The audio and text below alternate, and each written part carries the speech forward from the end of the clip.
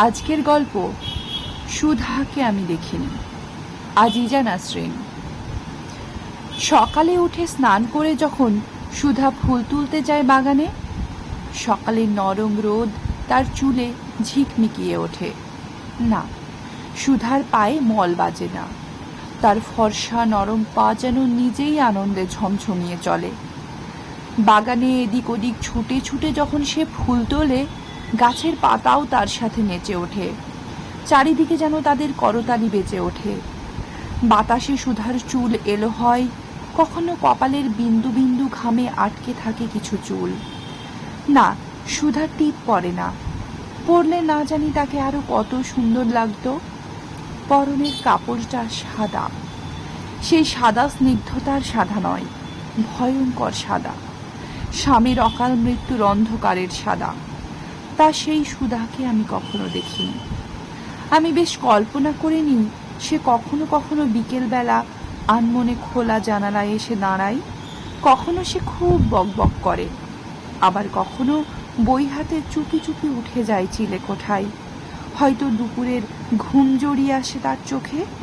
পাশে বই পড়ে থাকে, সুধার ঘুমন্ত মুখখানি হয়তো সেই রাজকন্যা পুষ্পবতীর মতো লাগে। আমি ঠিক জানি না, কারণ সুধাকে তো আমি কখনো দেখিনি, তবে পড়েছি। ছেলেটার নাম দিবাকর, গ্রামের স্কুলের মাস্টার।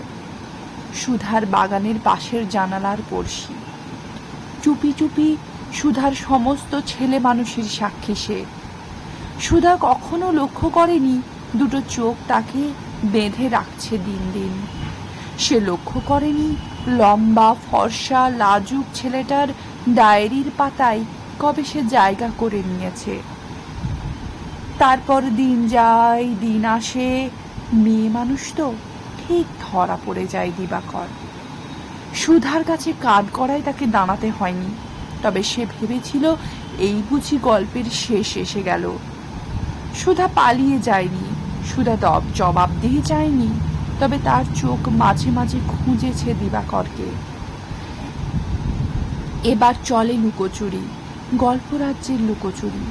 সেদিন সুধা খুব ভিজেছিল, বৃষ্টির প্রতিটি ফোঁটায় সে ভিজেছিল। তার ভেজা মুখের মিষ্টতা আর কম্পিত ঠোঁটের কোমলতা দিবাকরকে লুকিয়ে থাকতে দেয়নি। আমি সেই সুধাকে শুধু কল্পনা করতে পারি, তার ছবি ঠিক আঁকতে পারি না, কারণ সুধাকে তো আমি দেখিনি।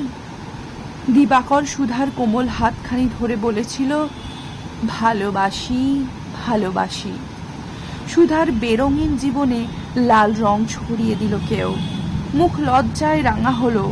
পরের দিন থেকে ফুল তুলতে সঙ্গী হলো দিবাকর। দুজনের হাজার গল্পের মাঝে ফুল তোলার সময় আর হয় না গাছের ফুল শুকিয়ে যায়, বাতাস জোরে আসে, গাছপালা আগের মতোই হাততালি দেয়।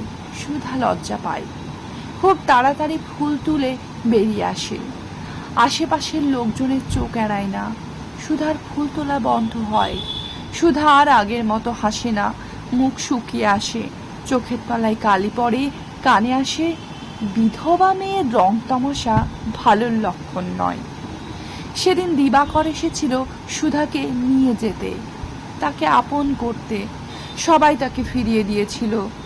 দুদিন পর সুধার ঘরে আগুন লেগেছিল, পুড়ে ছাই হয়েছিল সুধা। ঘরের পিছনে কেরোসিনের ড্রামটা এখনো হয়তো পড়ে আছে। অপরাধী ধরা পড়েনি, কিন্তু তারা সংখ্যায় কজন? একজন, দুজন, নাকি গোটা সমাজ? দিবাকর জানালায় উকি দেয় আজও। যদি কখনো সে ফুল তুলতে আসে, তার পাতায় পাতায় সুধার গল্প আজও সে লেখে।